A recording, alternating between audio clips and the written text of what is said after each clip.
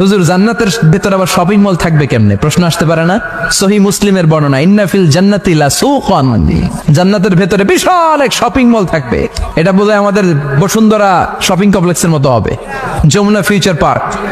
দুবাইতে যে একটা আছে বিশাল শপিং মল, মালয়েশিয়ার মিড ভ্যালি, এগুলোর মতো হবে মনে হয়। কত বিশাল যে শপিং মল হবে। সহিহ মুসলিমের বর্ণনা, প্রতি শুক্রবারে সব জায়গা থেকে বন বন করে মৌমাছির মতো জান্নাতীরা ওই শপিং মলে শপিং করতে আসবে।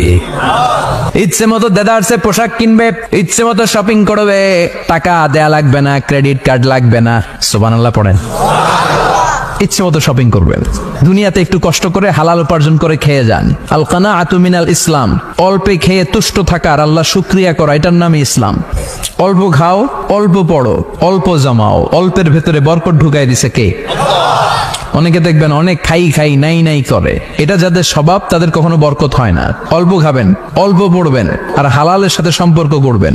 আল্লাহুম্মা কফিনি বিহালালিকা আন হারামিক ওয়া আগনিনি বিফাদলিকা আম্মান সিওয়াক। বিষ্ণুনবী দোয়া করতেন, আল্লাহ হালালকে আমার জন্য যথেষ্ট করেন, হারাম থেকে আমারে বাঁচিয়ে রাখেন। পড়েন আমিন। হালাল অল্প হলেও হালালে বরকত আছে না নাই? হারাম বেশি হলেও এটাতে কোনো বরকত নাই, ঠিক কিনা?